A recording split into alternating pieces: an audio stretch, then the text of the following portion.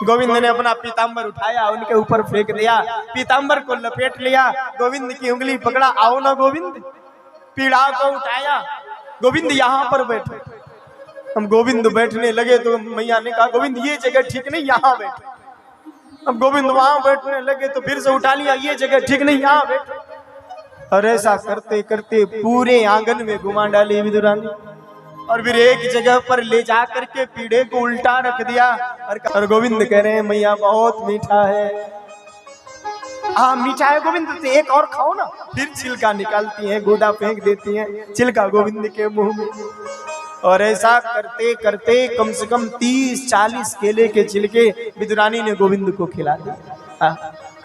अब विदुर जी महाराज मार्केट से होकर के, बाजार से होकर के आए, देखा विदुरानी को केले के छिलके खिला रही हैं, तो विदुर जी ने आवाज लगाई, अरे विदुरानी पागल है गई है का? अरे हमारे घर में कन्हैया पहली बार आए और तू केले के छिलके खिला रही? जब डांट लगाई तब विदुरानी को होश आया, देखा तो अरे राम राम, केले का गूदा तो बाहर है, मैंने गोविंद को छिलका खिला दिया। क्षमा याचना किया, गोविंद गलती हो गई। अब तो 56 भोग सजा करके गोविंद के सामने रख दिया। माखन मिश्री मेरे गोविंद को बड़ी प्रिय है, तो माखन मिश्री भी रख दिया। गोविंद ने थोड़ा सा माखन उठाया, मुंह में डाला और मुंह बना करके बोले मैया जो स्वाद उस केले के छिलके में आ रहा था, वो स्वाद इस माखन मिश्री में नहीं आ रहा।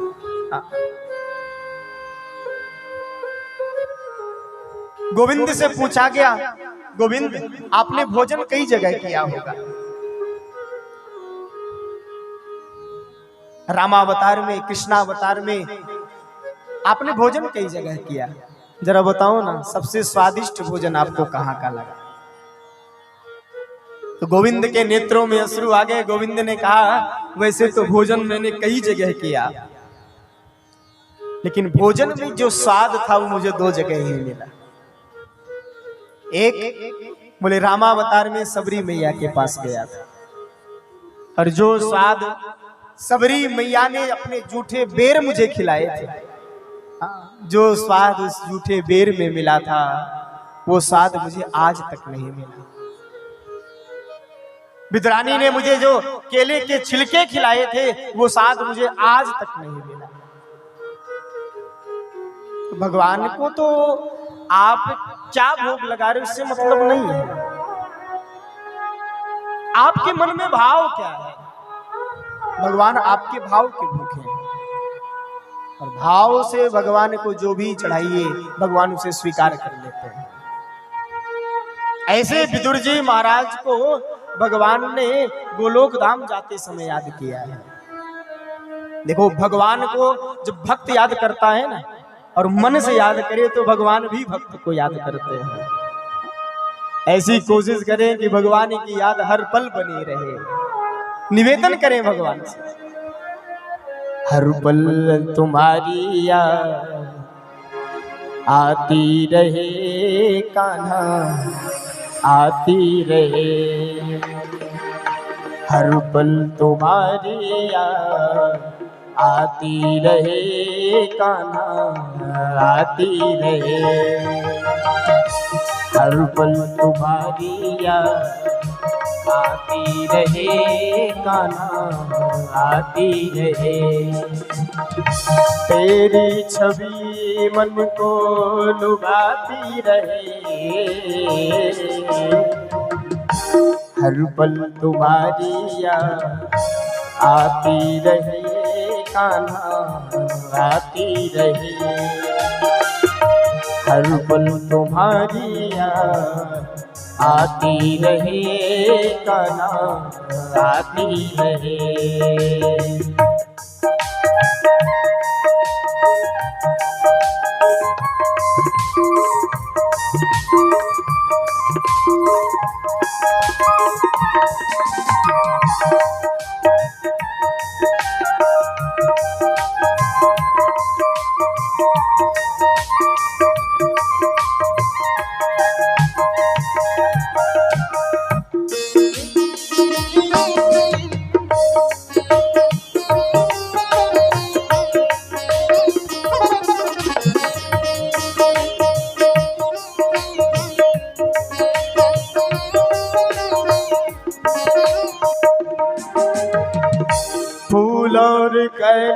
कलियों में तेरी हंसी हो, फूल और कलियों में तेरी खुशी हो, फूल और कलियों में तेरी हंसी हो, फूल और कलियों में तेरी हंसी हो, बुलबुल के गीतों में तेरी खुशी हो, बुलबुल के गीतों में तेरी खुशी हो। वाणी तेरे गुण गाती रहे, हर पल तुम्हारी याद आती रहे राघो, आती रहे। हर पल तुम्हारी याद आती रहे राघो, आती रहे।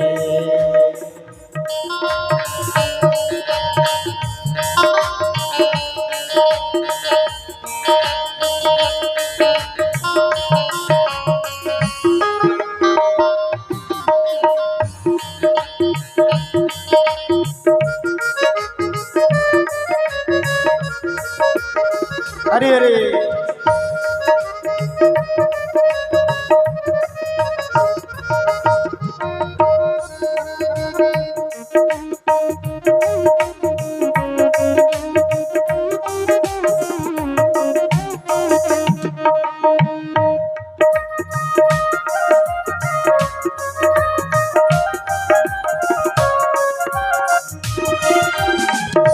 कुछ भी नहीं था सिवा तेरे प्यारे, कुछ भी नहीं था सिवा तेरे प्यारे, कुछ भी नहीं था सिवा तेरे प्यारे, कुछ भी नहीं था सिवा तेरे प्यारे।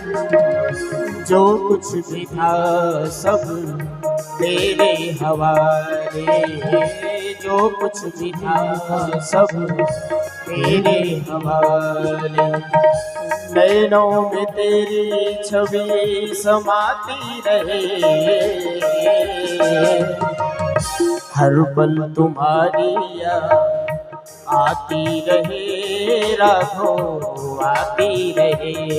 ओ हर पल तुम्हारी याद आती रहे राघो, आती रहे।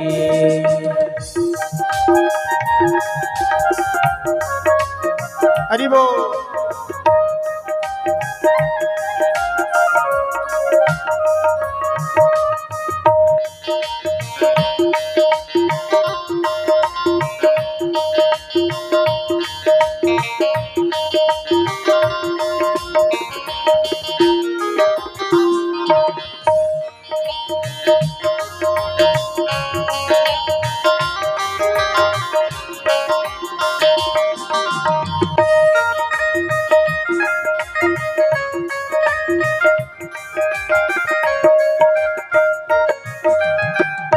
हम सब बातों की चाह यही है, हम सब बातों की चाह यही है, हम सब बातों की चाह यही है, हम सब बातों की चाह यही।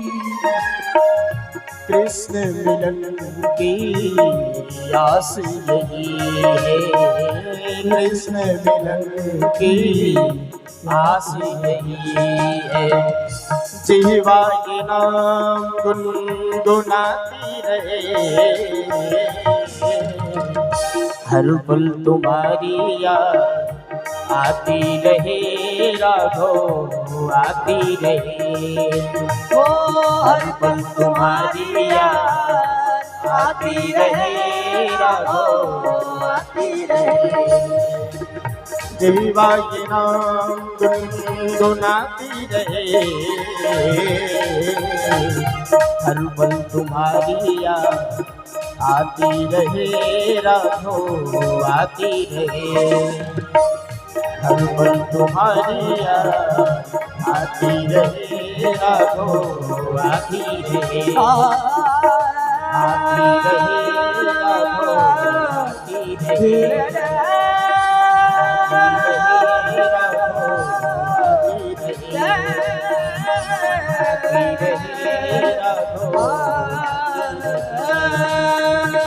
आती रहे राघो, आती रहे।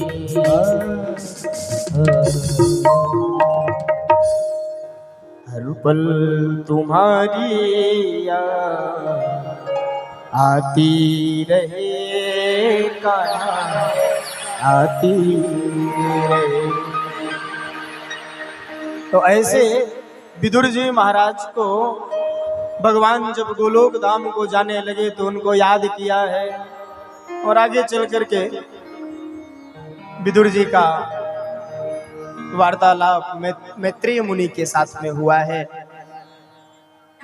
और मैत्रेय मुनि से विदुर जी महाराज ने सृष्टि परक प्रश्न पूछे हैं। महाराज जरा ये बताइए, परमात्मा इस सृष्टि की संरचना कैसे करते हैं?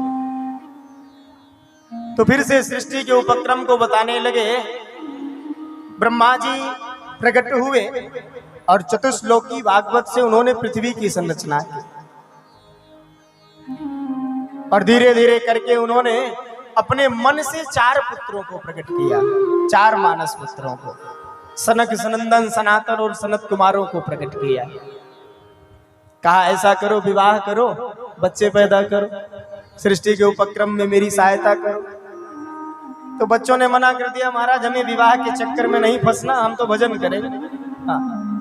तो ब्रह्मा जी को जरा क्रोध आ गया। अब बेटा बात न माने तो पिता को क्रोध तो आएगा। तो ब्रह्मा जी की थोड़ी सी भ्रिकुटी टेढ़ी हुई तो उनकी भ्रिकुटी से रुद्र प्रकट हो गए। बोलिए आशुतोष भगवान की जय। आशुतोष भगवान ने कहा, बोले बाबा ने कहा मेरा काम क्या है? बोले सृष्टि की संरचना में मेरी सहायता कर। कहा ठीक है। अब बोले बाबा सृष्टि की संरचना में सहयोग करने लगे, कुछ दिन बीत गए तो ब्रह्मा जी ने सोचा जरा झांक करके देखें। बोले बाबा ने कुछ काम धाम किया कि नहीं? तो झांक करके देखा तो पृथ्वी में भूत प्रेत पिशाच डाकनी सांकनी सांप बिच्छू यही घूम रहे हैं। ब्रह्मा जी ने कहा रे राम राम, इतने भूत प्रेत बनाओगे, इतने सांप बिच्छू बनाओगे तो मनुष्य कहाँ रहेंगे? बोले ऐसा करो तुम भजन करो। अच्छा कोई काम करने की इच्छा ना हो ना, पिताजी ने कह दिया कि काम करो और काम करने का मन ना हो तो फिर क्या करें? बोले काम को इधर उधर करिए, उल्टा सीधा काम करिए। तो पिताजी वैसे कह देंगे बेटा तू रहने दे, तेरे बस का नहीं, मैं कर लूंगा। ब्रह्मा जी ने भी यही कहा ऐसा करो तुम जाओ भजन करो, मैं कर लूंगा। बोले बाबा तो यही चाहते थे। आगे चल करके ब्रह्मा जी ने 10 मानस पुत्रों को प्रकट किया। उन्होंने भी विवाह करने से मना किया। तो ब्रह्मा जी ने अपने वामांग से एक स्त्री प्रकट की और दाहिने अंग से एक पुरुष प्रकट किया। नाम पड़ा मनु और शतरूपा। कहा ऐसा करो मैथुनी सृष्टि का निर्माण करो। अच्छा हम मनु और शतरूपा के ही बेटे हैं हम सब, इसलिए हम मनुष्य कहलाए। लेकिन आजकल का विज्ञान कहता है कि पहले हम बंदर हुआ करते थे, हमारे पूर्वज जो थे वो बंदर हुआ करते थे और फिर धीरे धीरे हमने चलना सीख लिया। तो मैं आज के विज्ञान से कहना चाहता हूँ, आज के वैज्ञानिकों से कहना चाहता हूँ कि भाई बंदर तो आज भी हैं। तो पहले वाले बंदर जब चलना सीख गए तो आज वाले भी तो सीख सकते हैं। तो कोई एक ही बंदर चलाना सिखा दो। हम मनु शतरूपा के बेटे हैं, मनु शतरूपा के पुत्र हैं, इसलिए हम मनुष्य कहलाए। ब्रह्मा जी ने कहा मैथुनी सृष्टि का निर्माण करो, बच्चे पैदा करो। और इतनी आज्ञा देकर के नेत्र बंद कर लिया। अच्छा कुछ समय के बाद जब नेत्र खोला तो मनु शतरूपा सामने ही खड़े मिले। तो कहा हमने तुम्हें अभी आज्ञा दिया था कि जाकर के मैथुनी सृष्टि का निर्माण करो, तुम अभी यहीं खड़े हो। तो मनु शतरूपा ने हाथ जोड़ लिया, महाराज हम रहे कहाँ, जरा जगह तो बताइए। बोले पृथ्वी मैंने बनाया तो है, जाओ पृथ्वी में रहो। कहा महाराज पृथ्वी तो है ही नहीं। ब्रह्मा जी ने झांक करके देखा तो पृथ्वी ही चोरी हो गई थी। परीक्षित जी ने सुखदेव जी से पूछ दिया, महाराज पृथ्वी चोरी हो गई, ये पृथ्वी को किसने चुरा लिया? तो कहते हैं कि उस समय दो राक्षस हुए, हिरण्याक्ष और हिरण्यकश्यप। इन्होंने पृथ्वी को ही चुरा लिया। तो कहा महाराज ये हिरण्याक्ष और हिरण्यकश्यप थे कौन? तो बताने लगे ये कश्यप और दिति के बेटे थे। एक दिन दिति मैया कश्यप जी के पास में पहुंची और दिति मैया से, कश्यप जी की 13 पत्नियां थी सज्जन। तो दिति मैया सायंकाल की बेला थी, दिति मैया पहुंची कश्यप जी के पास में, निवेदन करती है मेरी सभी सौतों के बेटे हो गए, मेरे बेटे नहीं है, मुझे पुत्र नहीं है, मुझे भी पुत्र चाहिए। तो कश्यप जी ने समझाया, देवी ये समय ऐसा है, ये सायंकाल की बेला है, इस समय गर्भाधान करना ठीक नहीं, गर्भधारण करना ठीक नहीं। कुछ काम ऐसे होते हैं जो सायंकाल की बेला में नहीं करने चाहिए। जैसे हमारी माताओं सायंकाल की बेला में, संध्या की बेला में घर में झाड़ू नहीं लगाना चाहिए, भोजन नहीं करना चाहिए, बच्चों को पढ़ना नहीं चाहिए, और तो और रति क्रिया भी नहीं करनी चाहिए। उस समय क्या करें? बोले उस समय भगवान का भजन करना चाहिए, भगवान का ध्यान करना चाहिए। ये जो सायंकाल की बेला होती है ना, इसमें भोले बाबा पार्वती मैया के साथ में निकलते हैं घूमने के लिए।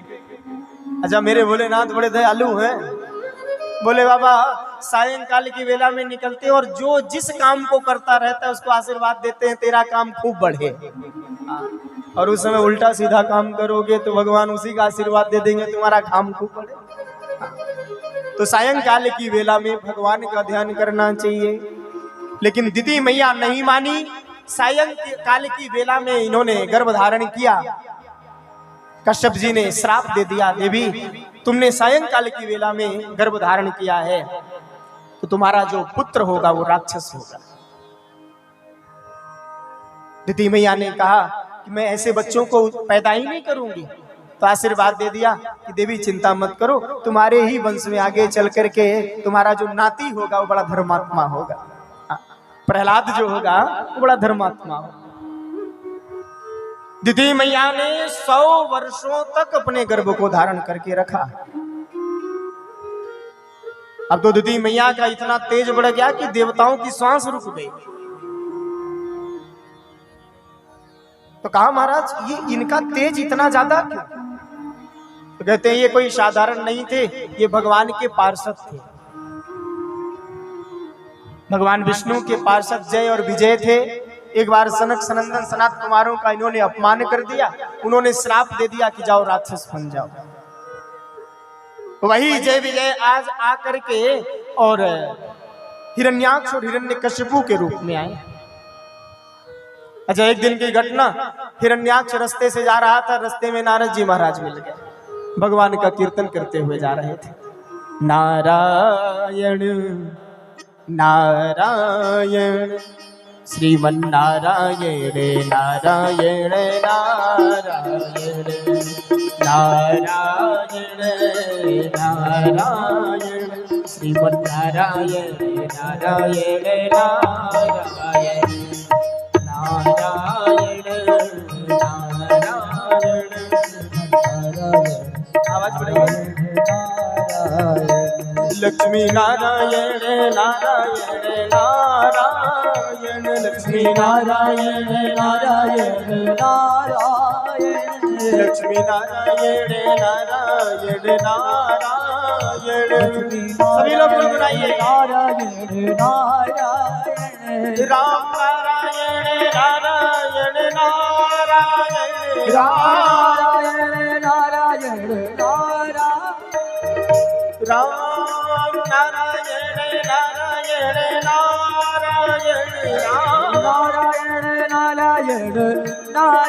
नारायण नारायण नारायण नारायण श्रीमन्नारायण नारायण नारायण नारायण नारायण श्रीमन्नारायण नारायण नारायण श्रीमन्नारायण नारायण नारायण श्रीमन्नारायण नारायण नारायण।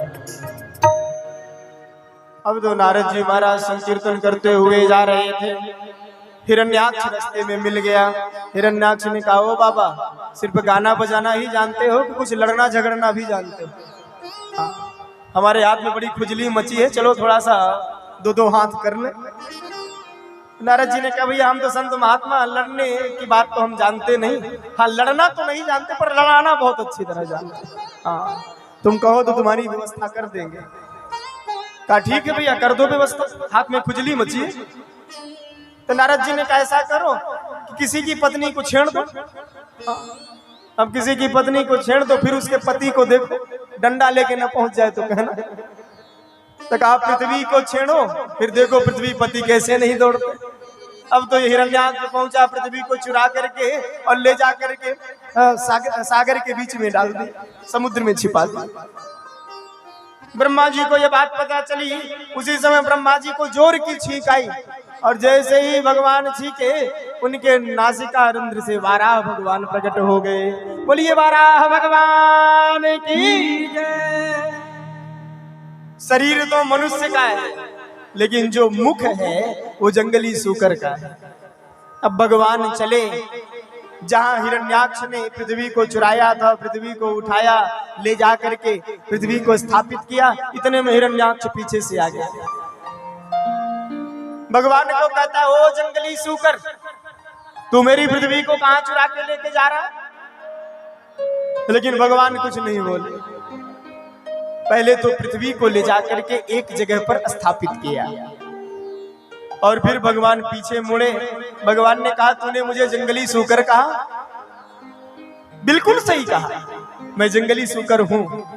सत्यम वयम भुवन गोचरा मृगा युष्मान द्विधान मृगये ग्राम शृंगा। तूने मुझे बिल्कुल सही पहचाना, मैं हूं जंगली सूकर, लेकिन मेरी एक विशेषता है क्या, मैं तुझ जैसे ग्राम सिंहों को खोज खोज कर मारता हूं। आहा, एक बात बताऊं, भगवान ने संस्कृत में इसको गाली दी। अच्छा, संस्कृत की गाली भी बड़ी मीठी होती है।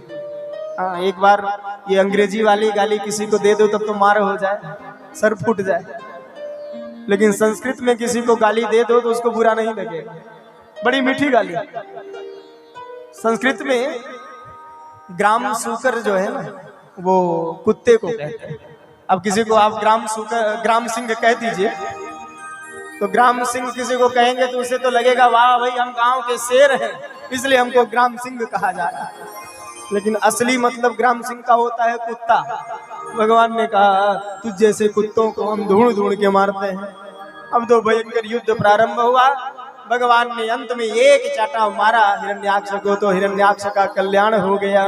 बोलिए हिरण्याक्ष मर्दन भगवान की जय। हिरण्याक्ष का अंत हुआ। आगे चल करके पृथ्वी की स्थापना हुई। मनु शतरूपा ने पृथ्वी में निवास किया, और यहीं से मैथुनी सृष्टि प्रारंभ हुई है। मनु शतरूपा के 5 बेटे हुए, जिनमें 2 बेटे और 3 पुत्रियां हुई। आगे चल करके इनकी जो मझली पुत्री हैं, देवहूति, आकुति, देवहूति, प्रसूति, ये 3 बेटियां हुई, और प्रियव्रत और उत्तानपाद, ये 2 बेटे हुए इनके। इनमें जो मझली बेटी हैं देवहूति मैया, इनके वंश का वर्णन करते हैं। एक करदम नाम के ऋषि हैं, ब्रह्मा जी के पुत्र हैं। अच्छा, जीवन बिता दिया, इन्होंने विवाह नहीं किया, लेकिन जब बुढ़ापा आया तो इनके मन में विवाह करने की इच्छा हो।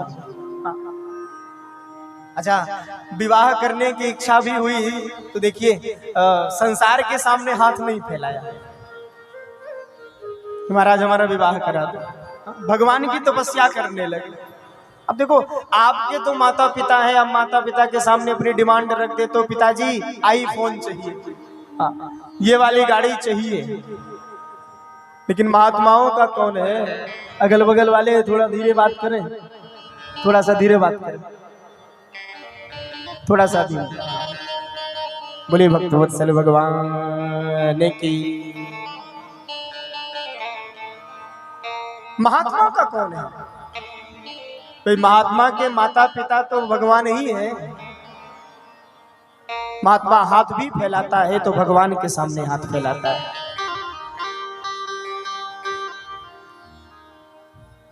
कश्यप जी ने, कर्दम जी ने भी हाथ फैलाया तो परमात्मा के सामने हाथ फैलाया। भगवान की तपस्या करने लगे, भगवान प्रकट हुए, कहा कर्दम वरदान मांग लो। तो पहले तो मर्यादा का काल था, शादी विवाह की बात होती तो बच्चे शर्मा जाते थे, छिप जाते थे। लेकिन आजकल तो शादी विवाह की बात होने लगे तो बच्चे इंची टेप लेके खड़े हो जाते हैं। हम 6 फीट के हैं तो 5 फीट इतने इंच वाली चलेगी। अब भगवान सामने खड़े हैं, कर्दम जी को संकोच लग रहा है कैसे कहूं कि विवाह करना है। तो पूछा, भगवान ने पूछा कर्दम कैसे तपस्या किया, वरदान मांगो। कर्दम जी ने कहा बस आपका दर्शन करना था इसलिए। भगवान ने कहा अच्छा, मन में लड्डू फूट गए और कह रहे हो कि दर्शन करना था। तो भगवान ने कहा कर्दम मैंने तो तुम्हारा विवाह फिट कर दिया और तुम कह रहे हो कि दर्शन करना है। कर्दम जी ने कहा सरकार इच्छा तो नहीं है, क्या कहें। भगवान ने कहा अच्छा कोई बात नहीं, इच्छा नहीं है फिर भी कर लेना। हाँ, मनु सतरूपा की जो मझली बेटी है देवहूति, उनसे मैंने तुम्हारा विवाह फिट कर दिया है। वो अपनी पुत्री को लेकर के आएंगे तो विवाह कर लेना, मना मत करना। कहा ठीक है। अब तो भगवान चले गए, मनु सतरूपा अपनी मझली बेटी को लेकर के आए कर्दम जी के सामने। कर्दम जी से विवाह की शर्त रखी तो कर्दम जी ने भी शर्त रख दिया कि ठीक है विवाह तो मैं करूंगा, लेकिन जैसे ही एक बेटा होगा मैं जंगल चला जाऊंगा भजन करने के। मनु सतरूपा ने अपनी बेटी से कहा कि महाराज जी तो कह रहे हैं कि भजन करने चले जाएंगे एक बेटा के बाद, क्या कहती हो विवाह करोगी। देवहूति मैया ने कहा ऐसे महात्मा से एक पुत्र ही प्राप्त हो जाए वही मेरे लिए बहुत। अब तो गंधर्व रीति से विवाह हो गया। मनु सतरूपा देवकी मैया, देवहूति मैया को वहीं पर छोड़ करके चले गए। देवहूति मैया बड़ी सुंदर थी। कर्दम जी ने उनकी सुंदरता को देखा तो कर्दम जी को लगा इतनी सुंदर पत्नी मिली है, जरा भगवान को धन्यवाद ज्ञापन कर दें, आपने बहुत सुंदर पत्नी दिया। तो कर्दम जी ने ध्यान लगाया और ऐसा ध्यान लगाया कि 40 वर्षों की समाधि लग गई। 40 वर्षों तक समाधि लगा के बैठ गए, लेकिन 40 वर्षों तक देवहूति मैया कर्दम जी की सेवा करती है। आजकल की कोई देवी जी होती तो झाड़ू बेलन पहले उठ गया होता। अरे भजन ही करना था तो विवाह क्यों किया।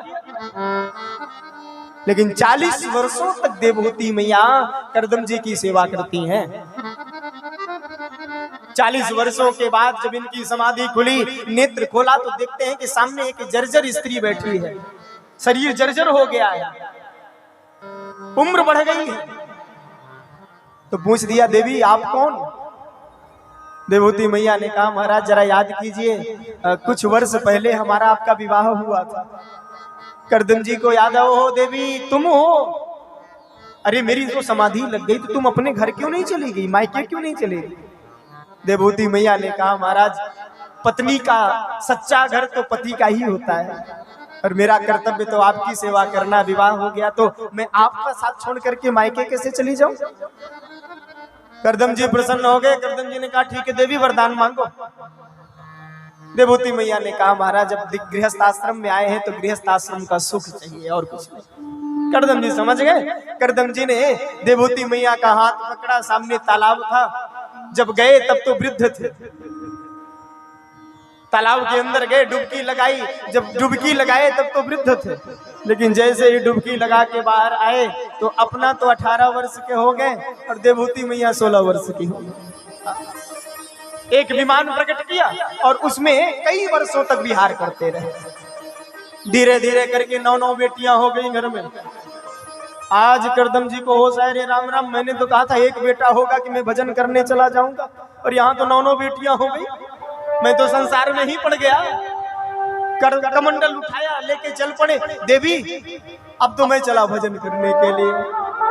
देवहूति मैया ने चरण पकड़ लिया। अरे महाराज जिस घर में बेटियां हो उस घर की जिम्मेदारी बढ़ जाती है। अरे घर में बेटियां है, जरा इनका विवाह कर दो फिर जाओ। और आपने कहा था एक बेटा हो जाएगा तब जाओ, और बेटा तो अभी हुआ नहीं। करदम जी को याद आया, भगवान ने कहा था तुम विवाह करो तो तुम्हारा बेटा बन के आऊंगा। भगवान ने कहा था विवाह कर लो, मैं तुम्हारा पुत्र बनूंगा। तो करदम जी को याद आ गया, ओहो भगवान आने वाले हैं बेटे बनकर, तो मैं जंगल क्यों जाऊं जब भगवान घर में ही मिल जाएंगे। तो करदम जी रुक गए। आगे चल करके 10वें पुत्र के रूप में भगवान कपिल देव के रूप में आए हैं। बोलिए कपिल देव भगवान की। अब तो 9 बेटियों का विवाह ब्रह्मा जी के मानस पुत्रों के साथ में हो गया। करदम जी ने कहा देवी अब पुत्रियों का विवाह हो गया, हम तो चले भजन करने के। कपिल भगवान आश्रम में अकेले, देवहूति मैया अकेले। अच्छा, ये जो बेटियां होती हैं ना सज्जनों, एक निवेदन करूं, ये जो बेटियां होती हैं घर की शोभा होती हैं। जिस घर में बेटी हो उस घर की रौनक देख लीजिएगा, और जिस घर में बेटी ना हो उस घर की रौनक देख लीजिएगा। लेकिन विडंबना देखिए, आजकल तो बेटियों को पेट में ही मार दिया जाता है। लोग कहते हैं हमारा खर्चा कैसे, विवाह का खर्च कैसे निपटा पाएंगे, खर्चा बढ़ जाएगा। ये बात बताऊं, ये जो बेटियां होती है ना, ये अपना भाग्य स्वयं लेके आती हैं। आप ये मत सोचना कि आप इनका भाग्य बनाते हो। ये जो बेटियां होती हैं ये आपका भाग्य बनाती हैं। प्रैक्टिकल करके देख लेना, जिस घर में बेटी होती है उस घर की रौनक कुछ और होती है। उस पिता की इनकम कहीं ना कहीं से वो रुकती नहीं, कहीं ना कहीं चलती ही रहती है। ये अपना भाग्य स्वयं लेकर के आती है, इनका भाग्य आप नहीं बनाते हो। इसलिए एक निवेदन करूंगा, बेटियों का सम्मान करना सीखिए। अब जिस घर में 9 बेटियां हो, घर में तो चहल पहल थी, और अब तो 9 बेटियां विवाह करके अपने अपने घर चली गई। कपिल भगवान ज्यादा बोलते नहीं, वो तो एकांत में बैठे रहते, भजन करते रहते हैं, माला जपते रहते हैं। देवहूति मैया घर में अकेली बैठी रहती हैं।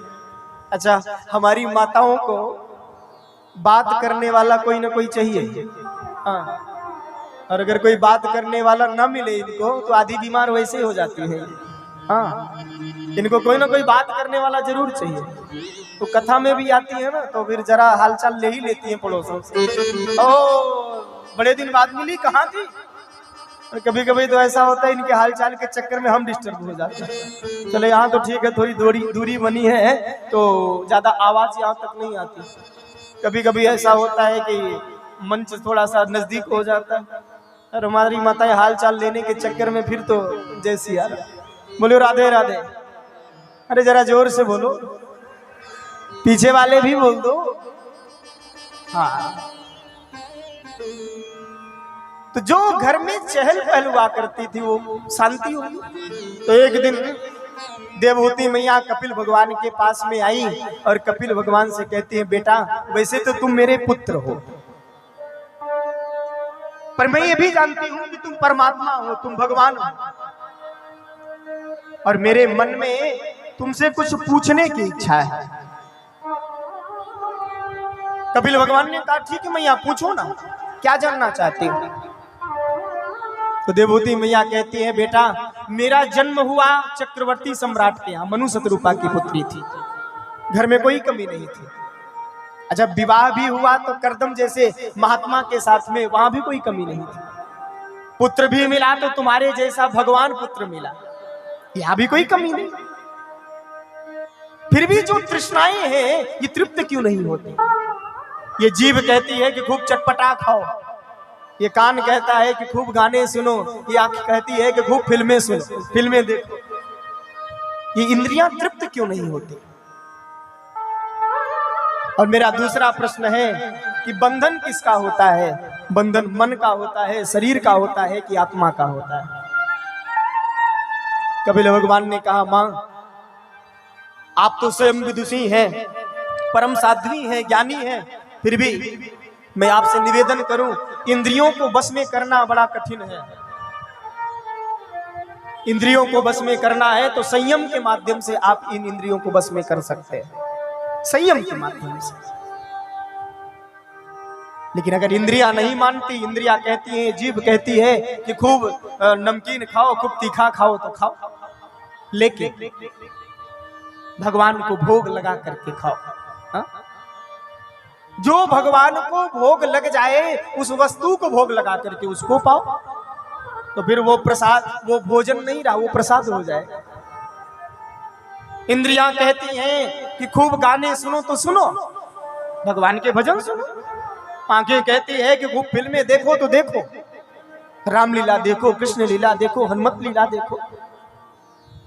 तो संयम के माध्यम से इन इंद्रियों को भगवान की तरफ मोड़ दो। तुम ही निवेदित भोजन करहि, तुम ही निवेदित भोजन करहि, तुम ही निवेदित भोजन करहि, तुम ही निवेदित भोजन करहि। प्रभु प्रसाद पट भूषण धरि, प्रभु प्रसाद पट भूषण धरि, प्रभु प्रसाद पट भूषण धरि। इन इंद्रियों के मुख को भगवान की तरफ मोड़ दीजिए, तो फिर वो भोजन नहीं, वो तो प्रसाद हो जाएगा। और मां, बंधन तो मन का होता है, बंधन आत्मा का नहीं होता। हा? आत्मा अभी इस शरीर में है, इस शरीर को छोड़ करके आत्मा फिर से नया शरीर धारण कर लेगा।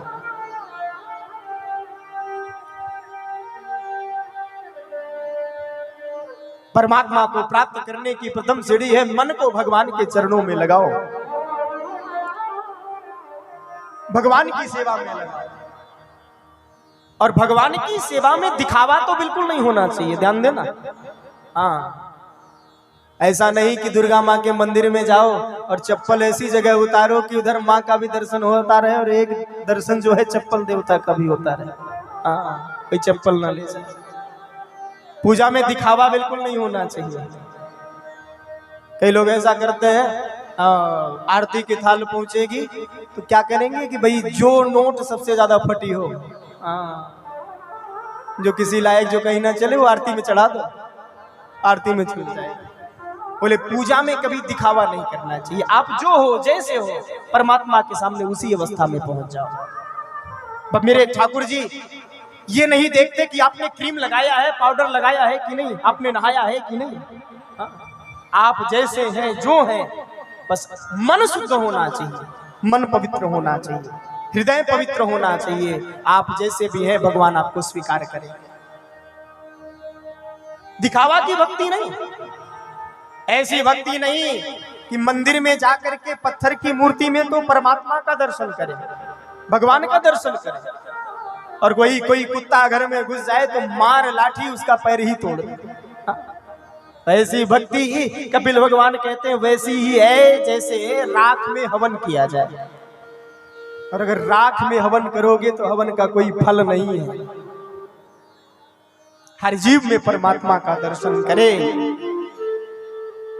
ये भगवान को प्राप्त करने की सीढ़ी है।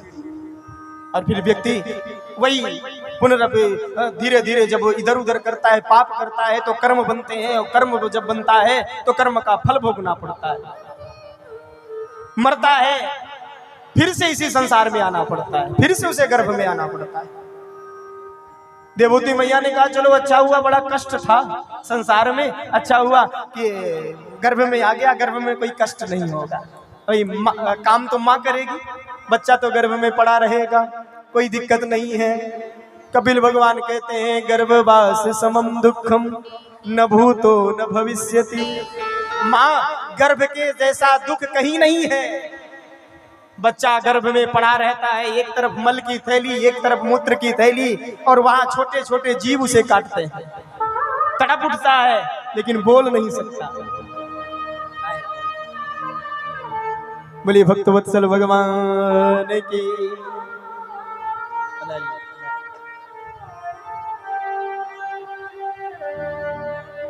तो मलमूत्र की थैली के मध्य में बैठा जीव काटते हैं लेकिन कुछ बोल नहीं सकता। और कभी कभी तो ऐसा होता है कि माँ जरा तीखा मीठा ज्यादा खा ले, थोड़ा सा ज्यादा तीखा खा ले, थोड़ा ज्यादा गर्म खा ले, तो बच्चा तो गर्भ में ही जल जाता है। और कभी कभी तो बच्चा गर्भ में मर भी जाता है। बच्चा गर्भ में परमात्मा को आवाज लगाता है, ठाकुर जी मुझे इस नरक से बाहर निकालो, मैं आपका भजन करूंगा। भगवान कहते हैं बाहर जाते ही तुम सब भूल जाते हो, तुम भजन नहीं करते। लेकिन बच्चा कहता है सरकार भजन करूंगा, मुझे बाहर निकालो। और धीरे धीरे समय बीता, 9वां महीना आया, प्रसव वायु ने धक्का दिया और वो बच्चा फिर संसार में आ गया। और संसार में आते ही फिर सब भूल गया, कहां कहां कहां करने लगा, ये मैं कहां आ गया, ये मैं कहां आ गया। और फिर संसारियों ने बताया ये तुम्हारे माता, ये पिता, ये तुम्हारे दादा, ये दादी, ये नाना, ये नानी, ये बुआ, ये मौसी। फिर वही पुनरपि जन्मम पुनरपि मरणम पुनरपि जननी जठरे शयन। ऐसे जीवों को चाहिए कि संतों की शरणागति स्वीकार कर ले। कपिल देवहूति मैया ने कहा हम पहचाने कैसे कि संत कौन है। भैया आजकल तो बनावटी भी बहुत घूमते हैं।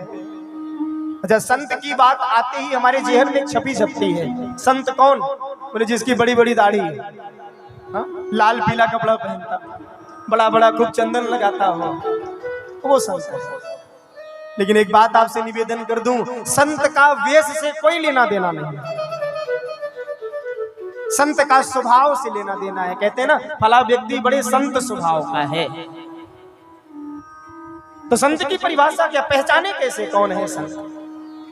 तो कपिल भगवान कहते हैं तितिक्षवा कारुणिका सुहृदः सर्वदेहिना अजात शत्रुवः शान्ताः साधवः साधुभूषण। संत की परिभाषा क्या है, कौन है संत, कैसे पहचान? तो कहते हैं जो तितिक्षु, तितिक्षु यानी बड़ी सहनशील, वो संत है। कारुणिका, जो जीव मात्र पर करुणा बरसाता हो, वो संत है। सुहृदय सर्वदेहिना, जो हर जीव में परमात्मा का दर्शन करता हो, वो संत है। अजात शत्रु है, जिसका कोई शत्रु ना हो, वो संत है। शांता हो, जो अपने आप में ही मगन रहता हो, वो संत है। ये लक्षण कहीं भी दिख जाए तो व्यास जी ने प्रणाम किया है, सुखदेव जी ने प्रणाम किया है। फिर वहां पर ये मत देखिएगा कि सामने वाले ने लाल कपड़ा पहना है कि पीला कपड़ा पहनना है कि भगवा पहना है कि पैंट शर्ट पहना है, वो संत है। ऐसे संतों को प्रणाम किया, बड़ा सुंदर उपदेश दिया। और इस उपदेश को सुन करके प्रेम की जो अंतिम गति होती है सज्जनों, भाव की जो अंतिम गति होती है, वह जल की होती है। अभी आपका बेटा सुंदर नंबर लेकर के विद्यालय से आए, आपके हाथ में मार्कशीट रख दे, देखो मैया मैंने इतना नंबर प्राप्त किया। तो प्रेम में आप जब भाव विभोर हो जाते हैं तो आपके नेत्रों से अश्रु झरने लगते हैं। कथा आप बड़े मन से सुनो, कोई ऐसा भाव आ जाए तो अपने आप आंख से अश्रुपात होने लगता है। तो ये जो प्रेम की अंतिम गति होती है ना, ये जल की होती है। कपिल भगवान के उपदेश को सुन करके देवहूति मैया प्रेम में इतनी विह्वल हो गई कि इन्होंने अंतिम गति को प्राप्त कर लिया, जल बन गई। जहां बैठी थी वहीं से जल के रूप में परिणित हो गई, सिद्धिदा नाम की नदी बन गई और वहीं से प्रवाहित होकर बह चली। कपिल भगवान ने देखा मैया तो नदी बन गई, तो वहीं से आचमन किया और कपिल भगवान चल पड़े गंगा सागर में जाकर के। आज भी कपिल भगवान भजन कर रहे हैं, आज भी मकर संक्रांति में जाकर के कपिल भगवान का दर्शन करते हैं। देवहूति मैया ने भगवान की शरणागति स्वीकार की। तेरी शरण में आके मैं धन्य हो गया, तेरी शरण में आके मैं धन्य हो गया। की शरण में आके मैं धन्य हो गया। जन्मों की प्यास थी जो, जन्मों की प्यास थी जो, संपन्न हो गया। तेरी शरण में आके धन्य हो गया। तेरी शरण में आके मैं धन्य हो गया। मीठी मीठी ताली का सहयोग दीजिए।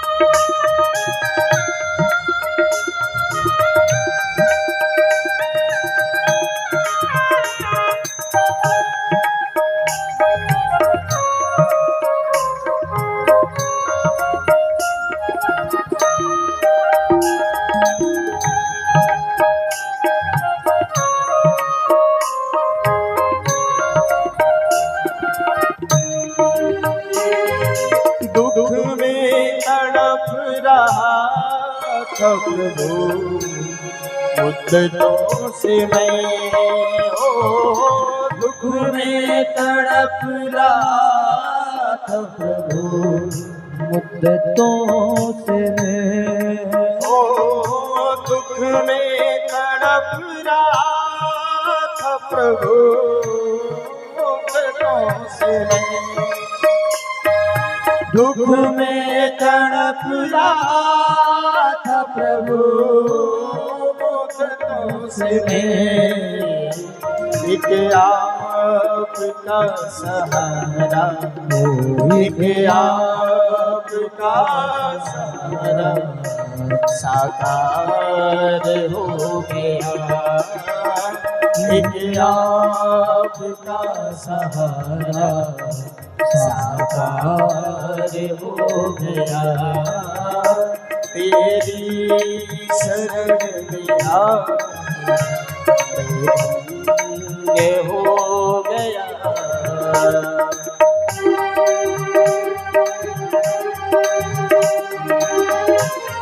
बोलिए बांके बिहारी लाल की।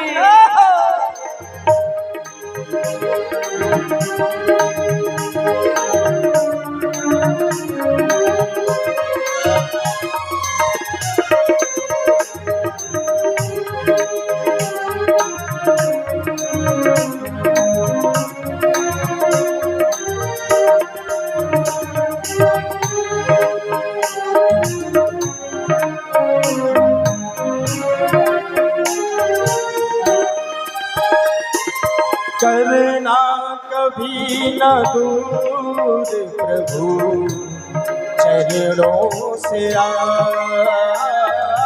करना कभी न दूर प्रभु, चरणों से करना कभी न दूर प्रभु, चरणों से करना कभी दूर प्रभु, चरणों से चरणों की ही सहारी, चरणों की सहारी भव पार हो गया। चरणों की ही सहारे भव पार हो गया। जन्मों की प्यास थी जो, जन्मों की प्यास थी जो, संपन्न हो गया। तेरी शरण में आके मैं धन्य हो गया। तेरी शरण में आके मैं धन्य हो गया। हरे हरे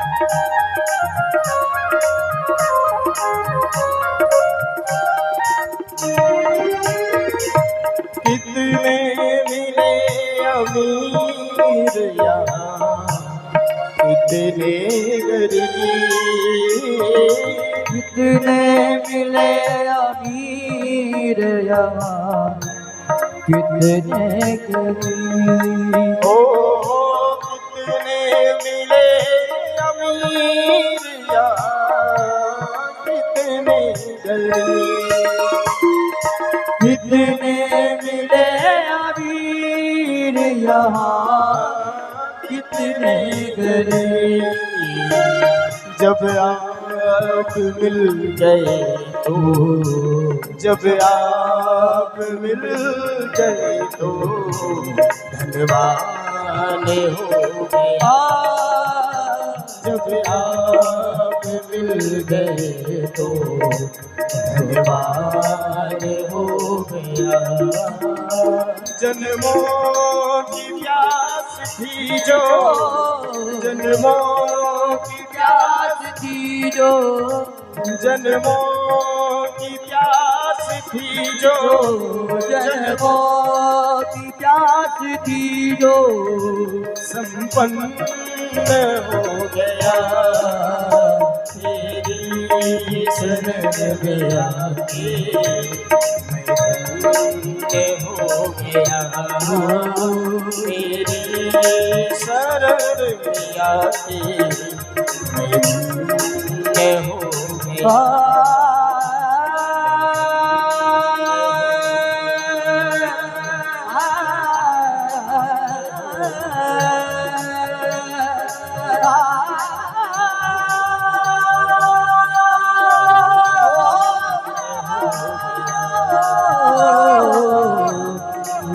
हो गया।